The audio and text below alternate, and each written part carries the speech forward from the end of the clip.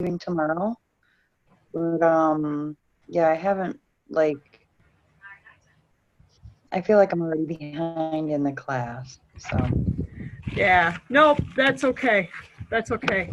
That's why we do this call too, so you kind of get, you have the lesson and you've got the whole week to do it.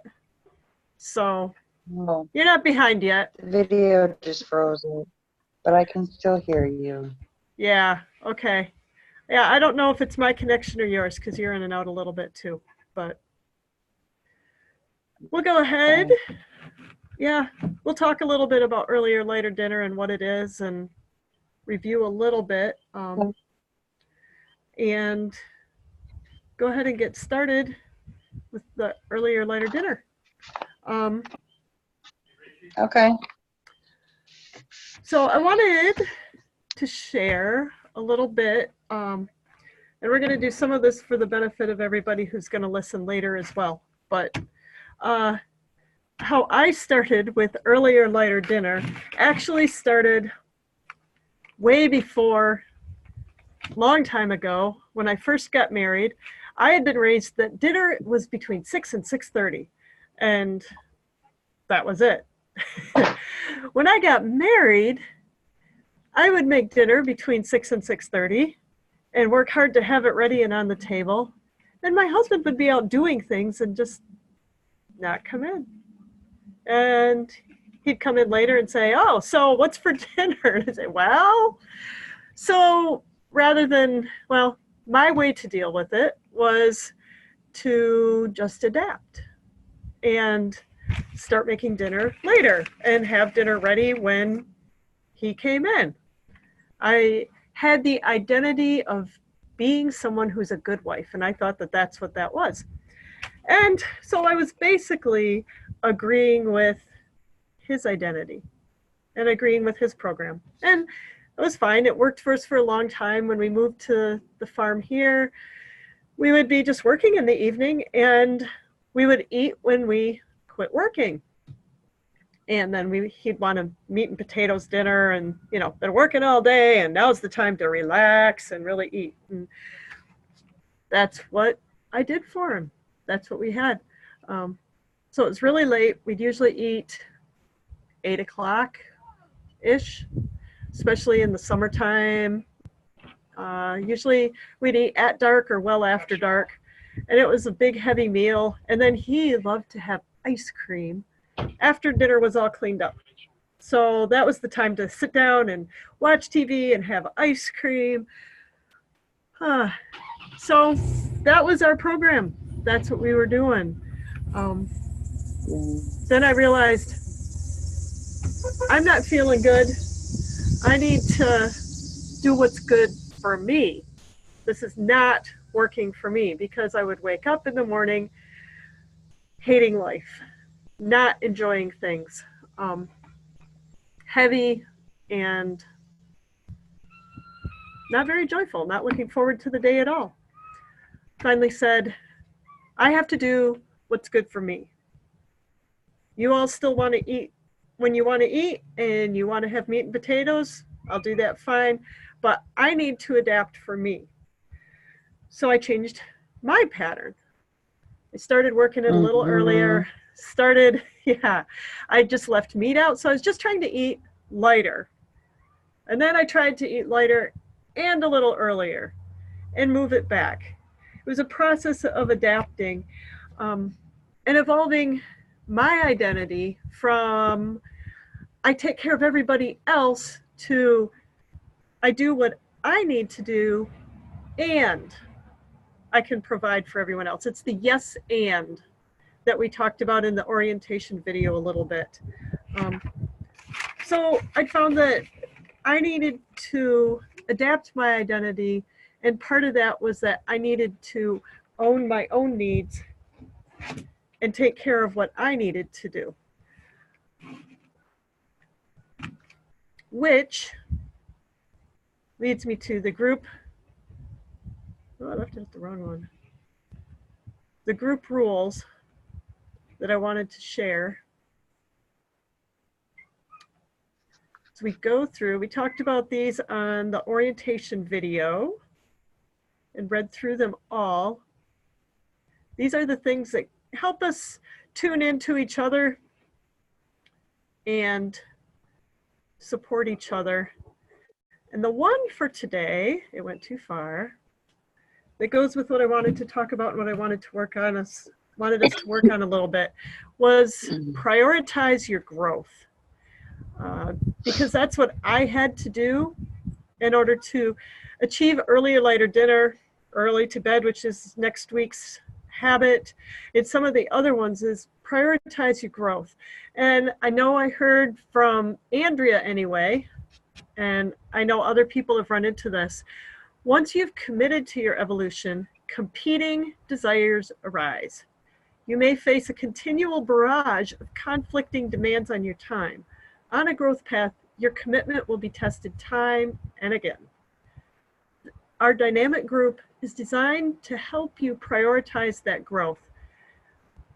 You need to show up to the group with wholehearted presence and then inspire us all by demonstrating your desire to evolve. Basically, that's putting on your own oxygen mask, but recognizing, yeah, that it's not always easy and that the situations in your life, the people in your life may not be on board with it. In my family, I adapted to my husband's way of being and the way that he wanted to do things, but it wasn't working for me. So when I prioritized my growth, he still wasn't very interested in changing. And the family was still in that routine of eating late and having a big dinner.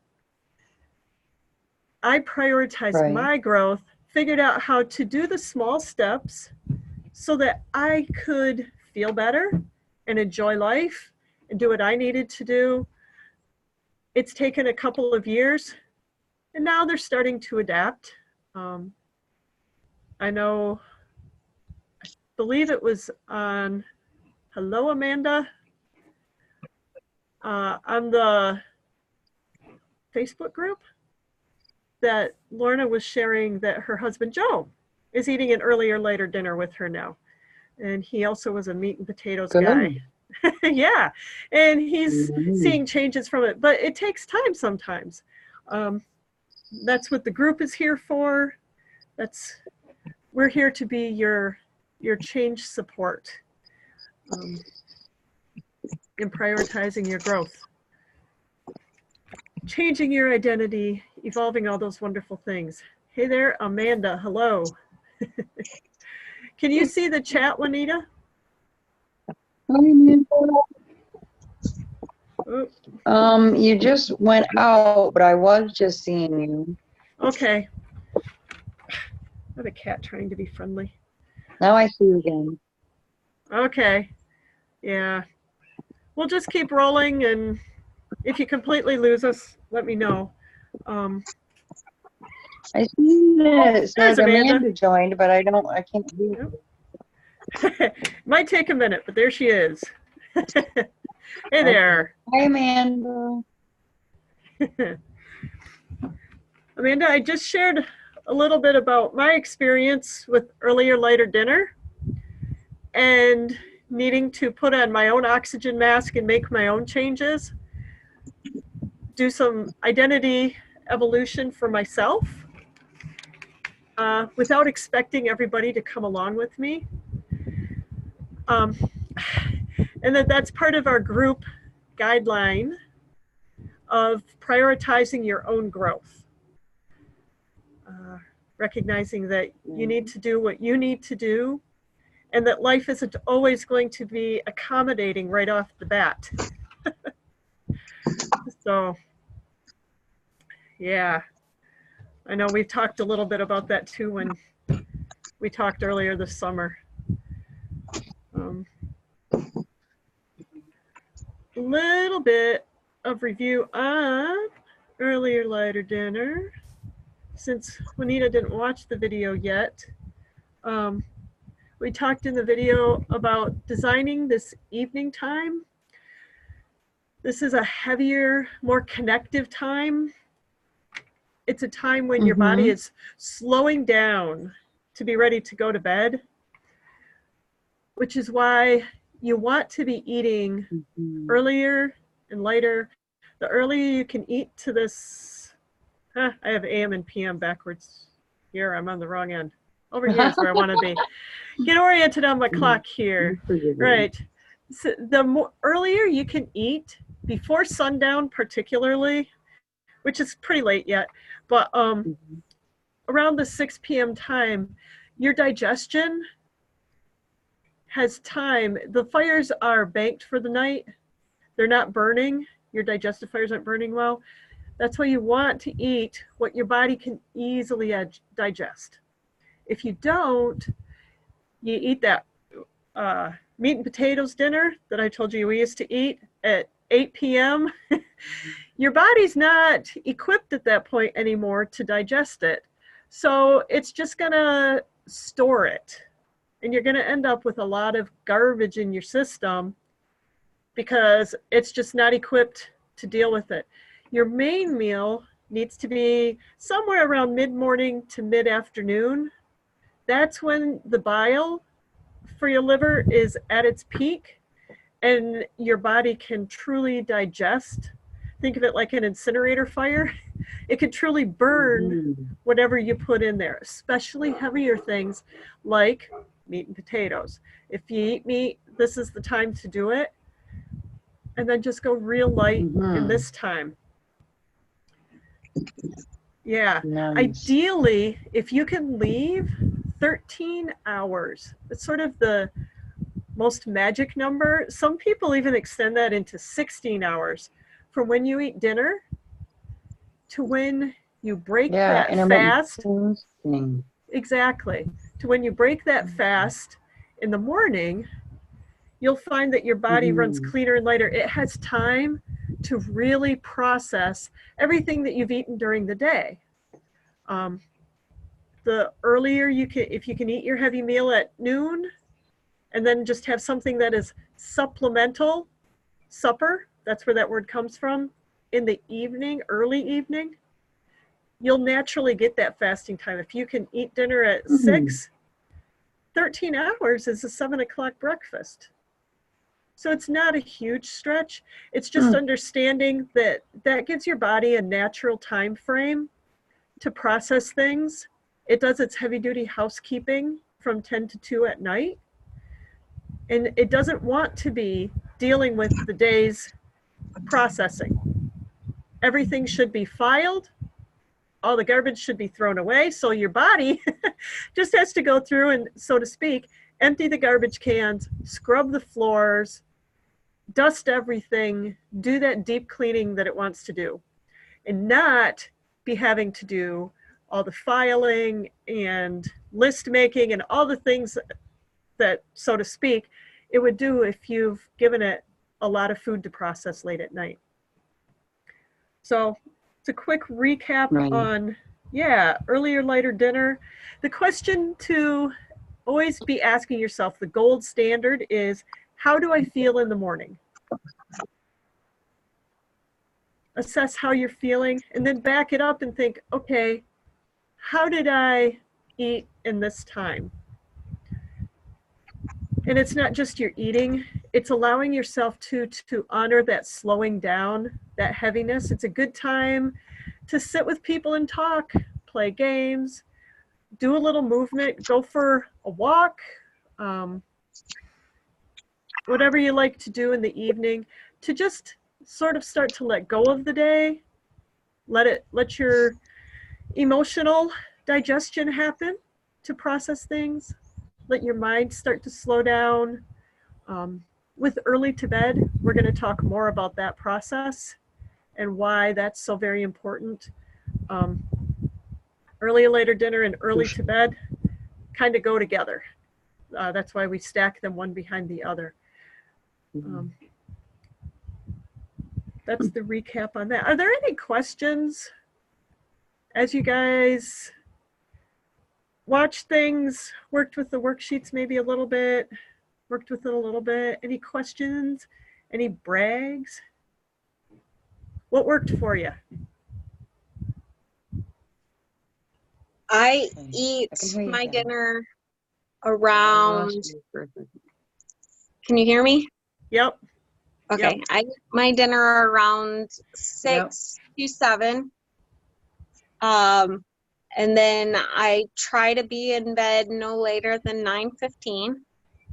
And I wind up waking up around 5:30, 6 o'clock in the morning. I don't eat breakfast right away. I get up, I have a glass of water, get the kids ready for school, and then off to work I go. I normally break my fast around 10, Mm-hmm. and it's usually like a vegetable or fruit. And then I have something more substantial meat-wise for my lunch, and then dinner we try and go as vegan as possible. I had some medical issues this past summer that Jill knows about, and had to have my gallbladder removed. And so it's harder for me to digest certain fat contents. So we try and stick towards a vegan dinner so that my body's not processing something extremely heavy or dairy with fat contents and so forth before bed. And I've, since doing that, I think I started talking about this lifestyle around July 12th. I lost 8 pounds initially within the first week, and I've continued to steadily lose weight. I'm now down to 14 pounds lost. I feel better.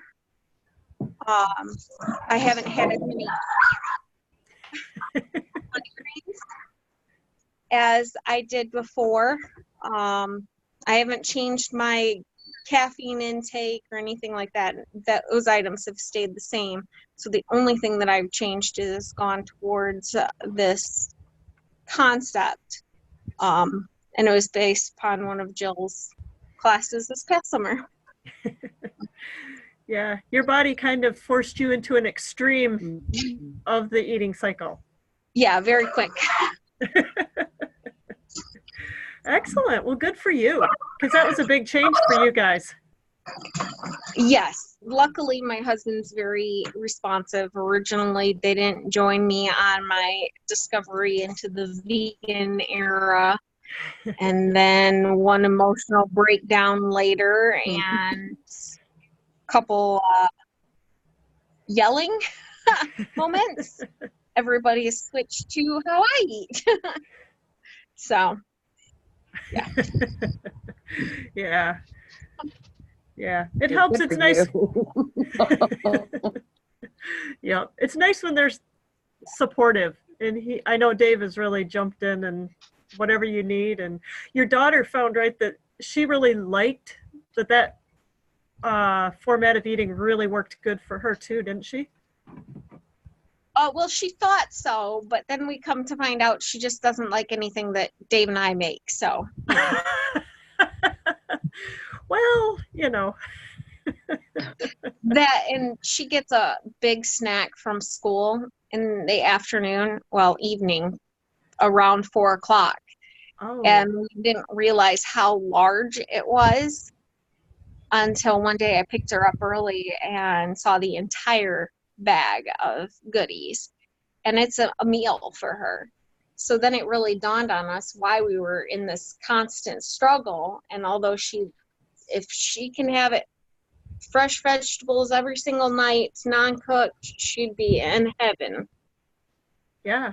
Well, if she's had a big snack at 4, that may be all she really needs is just, a couple carrot sticks and she's good. Yeah, I mean, they give her everything from cheese sticks to carrots, celery, sugar snap peas. I mean, Nice. they kind of go through this big ordeal. And I didn't realize how much it was until then. And now it dawns on me why she never wants to eat anything at dinner. But she's got no issues eating her salad at dinner. So she winds up with more vegetables and it works out well. And she may be someone for whom all of that just works great. She doesn't need that heaviness. So, I think she is. yeah. Well, Or she good. just doesn't like my cooking, one or the other. Well, kids are funny that way. If they're not hungry, it really doesn't matter how great it is. They're much better at we are at listening to their intuition than their brain. Right? Yep. It's one of the challenges with prioritizing your own growth is that your own brain can be one of your worst enemies. Because it's telling you, yeah, this is what you have to do. As I'm trying to figure out how to dial my dinner back just a little bit more, it's just a challenge. And I'm realizing, okay, the exercise that we're going to do today, I started doing that in my head earlier this week, thinking, okay, what are the limiting beliefs that I have? What is the sticking point here? And realizing, okay, it's your beliefs in your own mind that keeps you from doing what you need to do a lot of times. Ironically enough, that was counseling this week at the VA. So she's really excited I'm in your class. There you go. Well, she might really like this next thing. And what this is talking through some of the challenges and some of the things that can get you stopped around any of the habits. But for a lot of people, because dinner is so laden with family and you should do this and you should do that, that's what I wanted. Because it's so laden with that, it's often a hard one to wrap your head around prioritizing your own growth. And getting around challenges because eating is so social. And a lot of times nighttime is when the family comes back together and there's a lot of beliefs around it. So this is thinking about the 15% solution.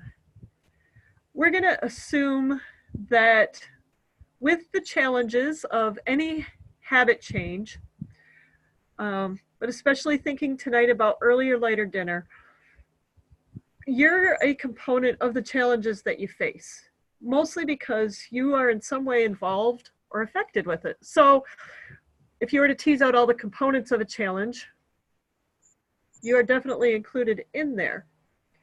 And also recognizing the fact that you can't force others to do something that they don't want to do. Amanda's family was very supportive and very team-oriented in saying, okay, if this is what Amanda needs, this is what we're all doing. And it's probably good for us all anyway. It took my family a little longer. In some cases, you know, this is just what you have to do. I've heard stories where the lady said, you know, I remember my mom just always had tea with us when we ate dinner. And I realized now she ate dinner at 5 o'clock. And then she just had tea with us. And that's just how people do it. It's adapting, but recognizing that you can't force others to do your changes for you. This is your thing. Stop and think. I'm going to give you a few minutes to think and possibly write. It's kind of a brainstorming thing. And I'm just setting up my timer here because otherwise I lose myself in time. The question to think about is, what is your 15%? Where do you have discretion and freedom to act? So brainstorm first and write down 3 challenges around early or later dinner. 3 of your challenges.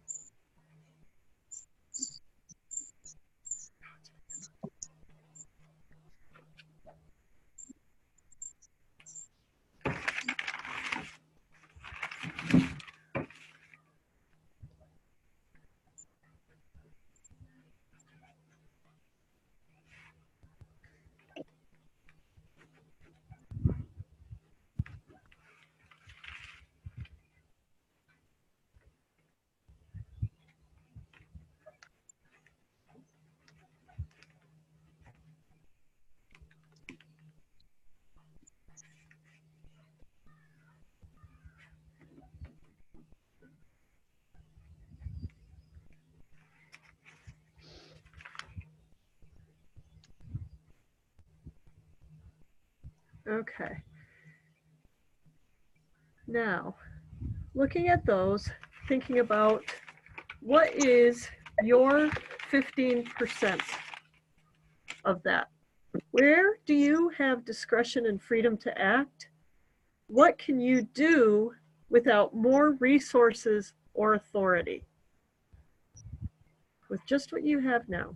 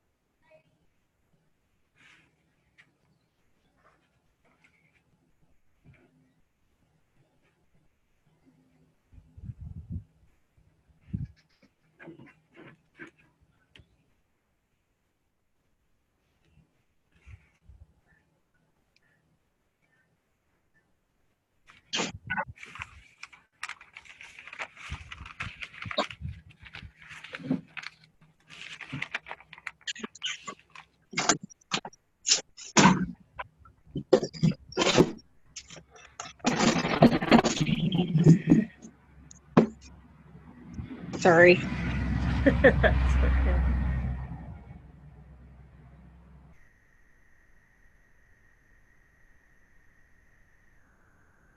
Okay. What were some of the challenges that you identified?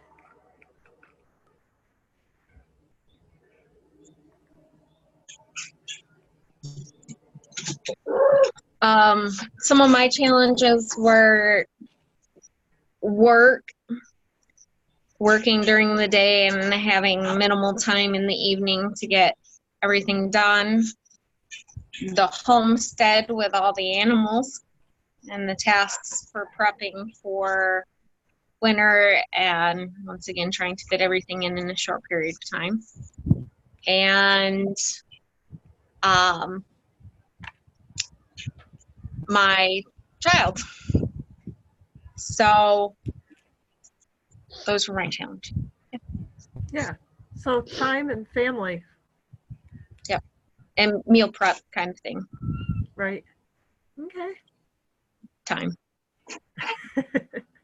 Time takes a number of manifestations. Right.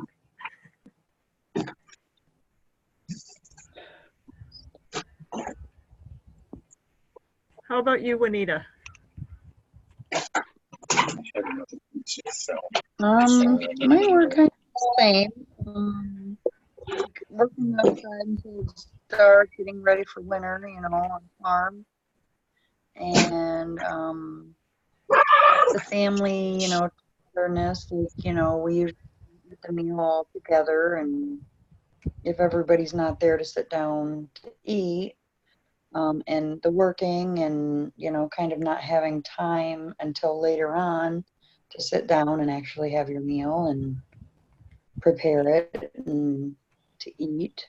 Mm-hmm.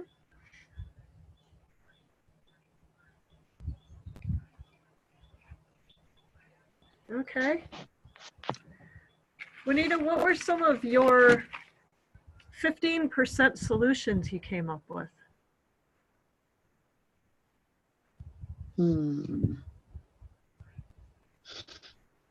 Trying to prepare, like the working and the not having time, kind of trying to get up earlier to prepare it in the morning so that I could have it ready by 6 and eat.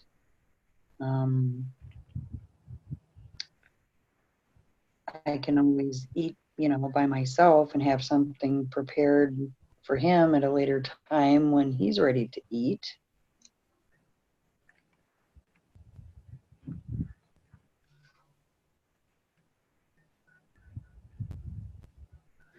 I'm not really sure about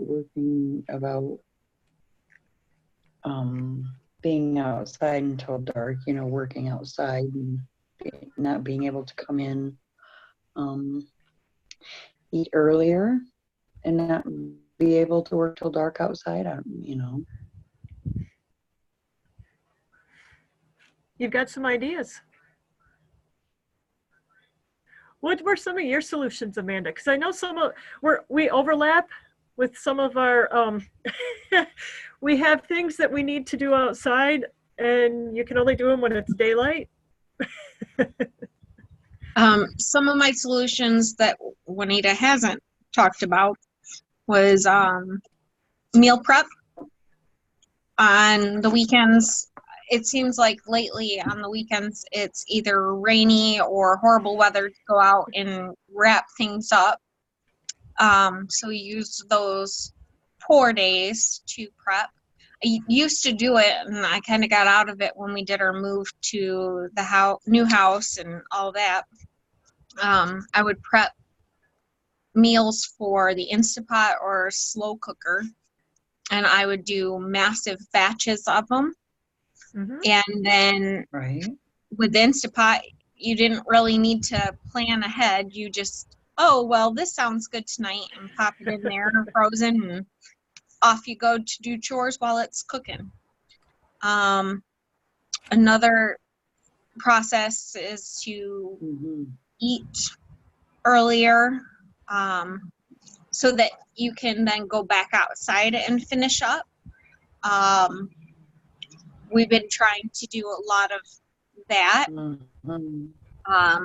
Or one of us does meal prep while the other one does chores. We've started to do that so we can all sit down for dinner about 6:30, so we can relax for the rest of the evening and have everything done that we needed to get done and just set our priorities, our levels, and the days in which we're going to do it. So those are some of the additional options. Uh-huh. How about with your daughter? What solutions did you come up with? Sorry. On that issue for you. Well, getting her, so she has claimed that she doesn't get enough sleep. And so we listened and gave her options, and she chose to go to bed earlier. So now we've got the time constraint that dinner has to be no later than 6:30 because she wants to be in bed by 7. So we try and push for the 6 so she's got some time to digest and take forever. So the solutions with her were easier, smaller meals for her. Have options. If you're not going to eat the meal that we prepared, you can have carrot sticks or this vegetable platter. I mean, not platter, but, a couple veggie items. For the most part, she picks really good options. She doesn't want to, she eats candy like any kid, but she makes pretty good option or choices when given decisions. So I think by giving her a couple options, maybe she'll feel like she's owning her dinner and will eat it faster.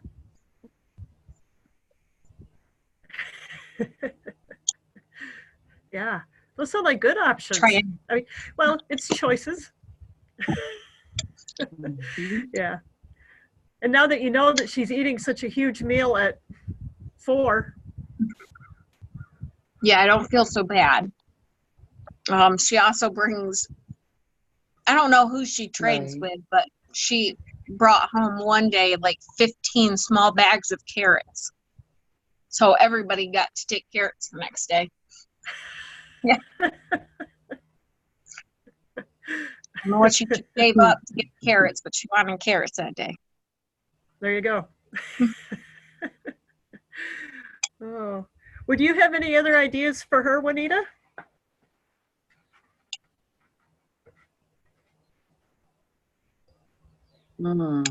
I think she did a pretty good job of explaining stuff. That was stuff I hadn't really thought of.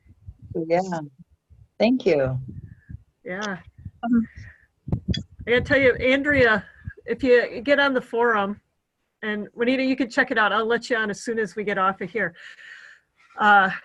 Said that she's been working on the same kind of thing, and they get home late, and you know it's 7:30, 8 o'clock before everybody's home even. And they've been doing smoothies for dinner. So that's, I thought, wow, that's actually a really good idea. You just throw everything in the blender and voila, dinner. And it's, since it's already blended and mixed, it's really easy for your body to digest. So that was another great option that I heard and thought, woohoo. She's working it and pressing on.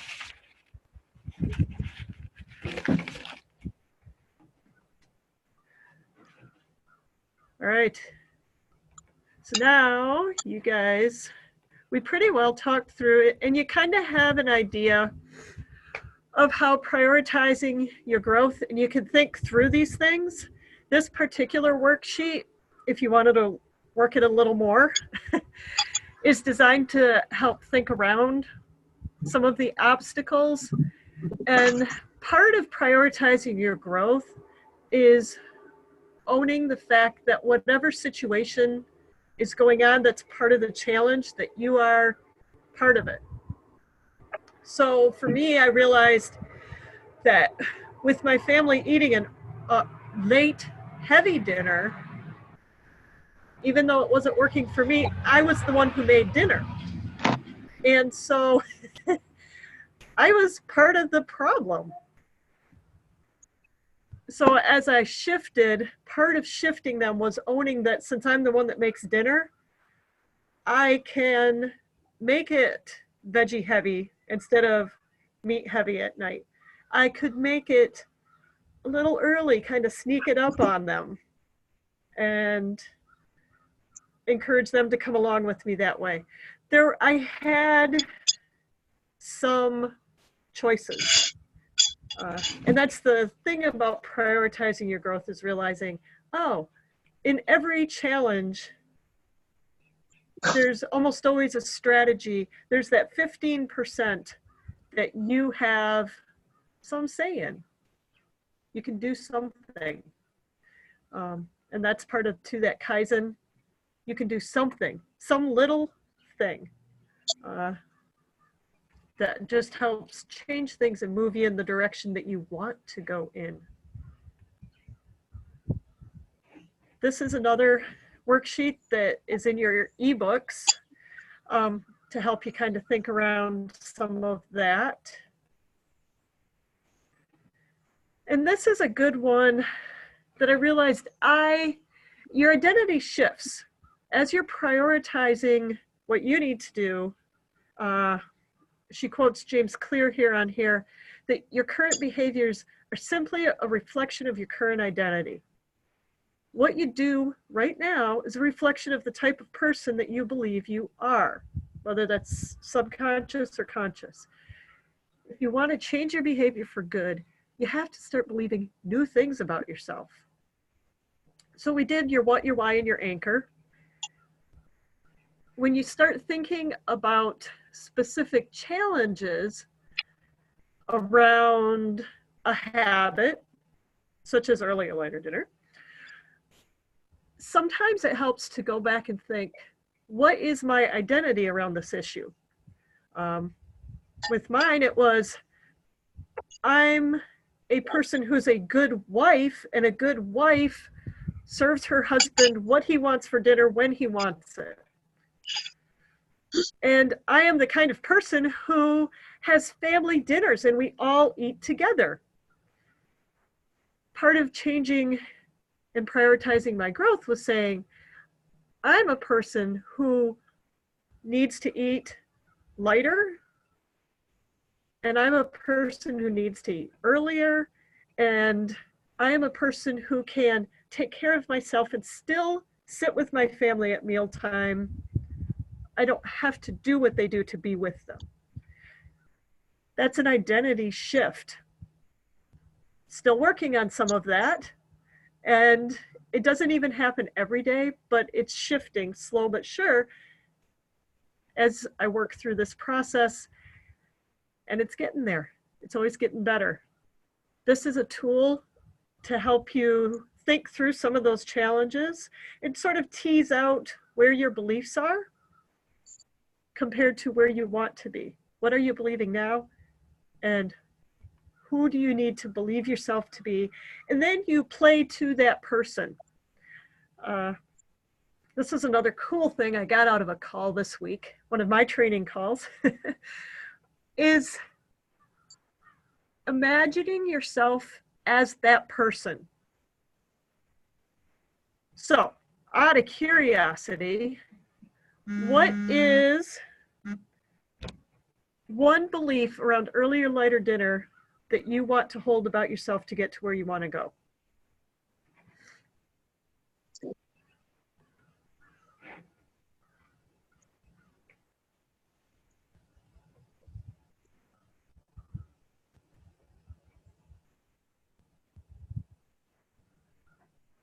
You may have to give an example, Jill. Okay.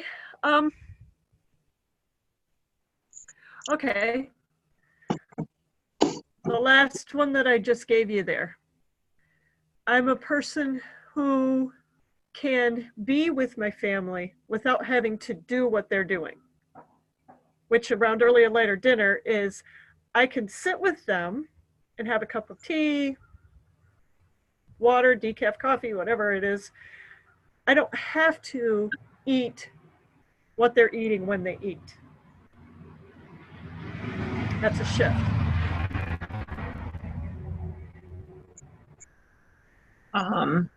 I guess for us, it would be that we've shifted the mentality of the meat being the primary, and when we go grocery shopping, we are primarily shopping out of the produce section.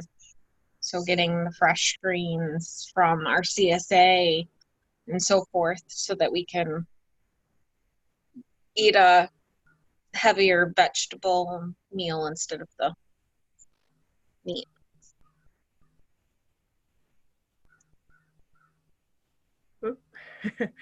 I know Juanita's having connection problems, so we keep losing her. I fully understand. I know. It's working better than it did last week for us anyhow. We could talk to each other this week. And I was in the city. That was shocking. Mine didn't work. Yeah. It was everybody. I think it was something in the atmosphere. I don't know. So Anita, what is one identity around earlier, lighter dinner that would help you? If you were to finish the sentence, I am a person who, how would you finish that?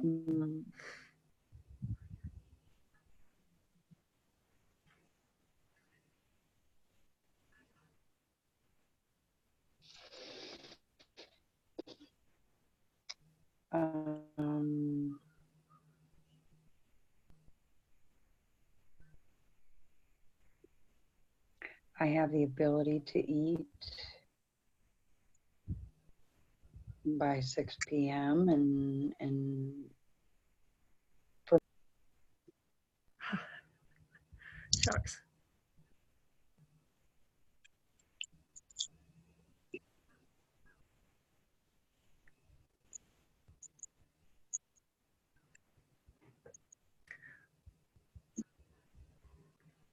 Okay, well, the next step of the process, we'll catch her when she comes back, is to step into what it feels like to be that person. If you were to finish that sentence, Amanda, I am a person who.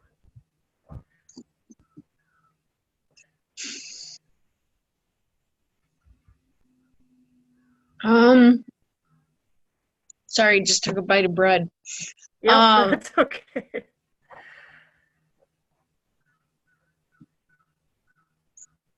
I'm a person who takes my own responsibility for my health.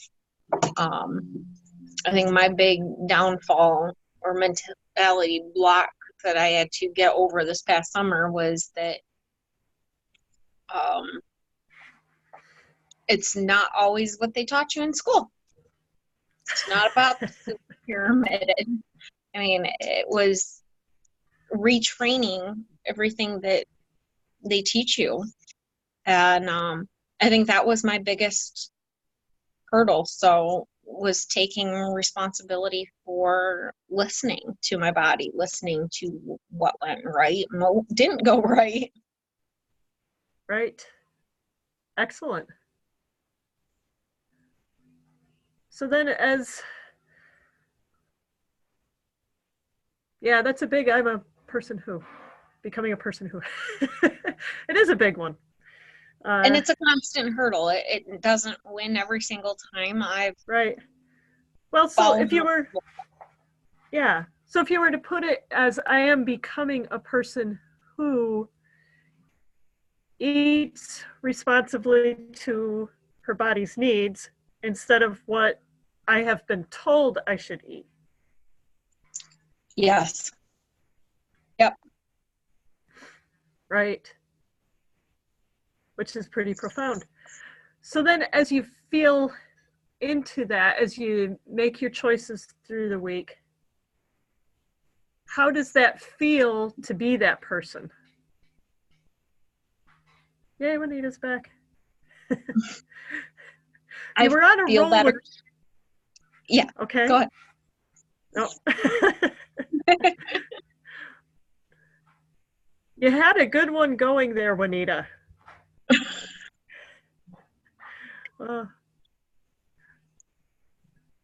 You were on a roll with finishing the sentence. I am becoming a person who.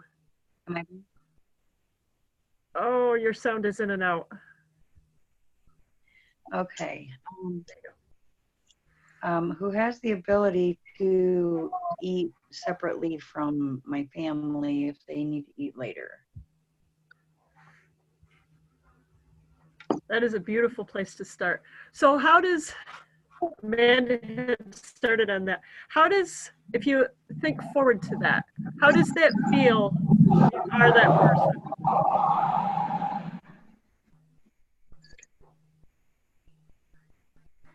Oh. Go for it again. You are getting there. Okay. I feel better about myself. I have more energy. The biggest impact with making these positive decisions and by following through is that I don't need my anti-inflammatories for my knee injury. My body isn't having a reaction to the food that I eat, the weight that I put on. And for the first time in 2 years since I was put on some heavy medication, I've actually started losing weight. I can go to the gym without having massive pains. I've had less dislocation with my joints due to the massive swelling. So I feel all in all a million times better. And I know that as I continue and start to perfect my patterns and turn it into a pattern instead of just a conscious decision and make it something that unconsciously me and my family are reaching for the healthier options and listening to our body, that I will feel 1,000,001 times better. So you already have ideas about what that feels like, and it's just maintaining the steps towards that. Yeah, and ingraining that into my mental process instead of now I consciously think it or read labels, and pay attention to. I don't watch the fat count as much after the surgery, although we still try and keep it lower. But it's just I fell off the little bandwagon after the surgery for about a week, and I felt the difference almost instantly. And I miss my green juice. Everything's dying. I have some of it frozen, and my counselor laughs and calls it my magic green juice. And I'm sharing the recipe with her. Yep. So, it's those things. The first thing I did when I jumped off the bandwagon was jump back on with the green juice to try and boost the nutrient count within my system, because I could tell that I was back to needing something that I wasn't getting nutrients wise. Right. So nice. Juanita, you keep bopping in and out on us. These connections, at least we're holding. So Juanita, when you... Yeah, I don't know what's going on. At least you're coming back. That's a good thing.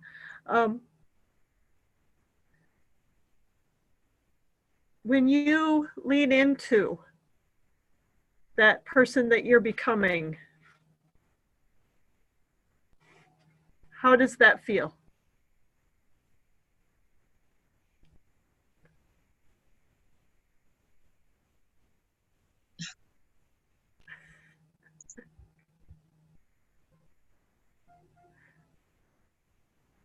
When I what? When you lean into Hello? the person that you're becoming.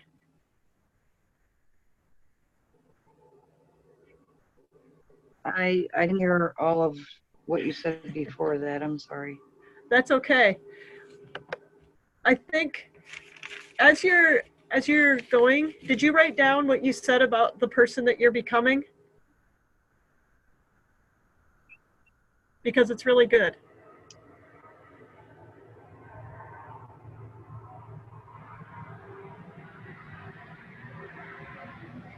I think I'm losing her again.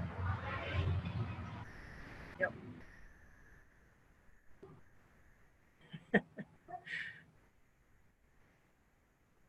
So I think, Juanita, I'm going to try and wrap up before we lose you for good. But what I want you to do, besides, go through the lesson, watch the video, do the identity evolving worksheet, and maybe look at the obstacles and strategies worksheet. So you could do a little troubleshooting and kind of do it like we did it. Assume that there's a 15% part of that problem that you can do something about, and brainstorm what it is that you can do about it. And then post your sheets on the forum. Oh, there you're back. Which you'll get into tonight, Juanita. But post on the forum what you figure out with your identity evolution. Who do you need to become to make this happen? And what are some of your strategies to make that happen?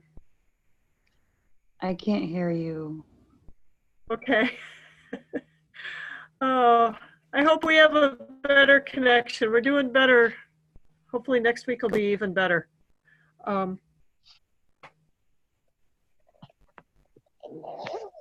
But that's this week. Earlier, lighter dinner this week. Next week, we'll do the next step, which is earlier to bed, which just follows that dosha clock around to the next step. And Amanda, you're already doing it. Now you'll know why. good. Why what you're doing is part of what's working for you, too. because health isn't just food. It isn't just about when you eat. It's about your whole life system and getting your body lined up with that clock of it's a time and a season for the next thing and being there for it. So I appreciate you guys coming. Thank Share you. on the forum and watch for that email Monday. Perfect. Thank you. All right. Thank you. Thanks, Juanita. And I'll get you onto the forum next thing as soon as we're off here. I can't hardly hear what Still you're not. saying. It's cutting in and out. Okay. Yeah. I'll get you into the Facebook forum as soon as we get off The here. Facebook forum? Yeah, as soon as we get off. So you can check in and we can chat there. Okay. All right. We'll talk to you later. Okay. Bye. I hope this gets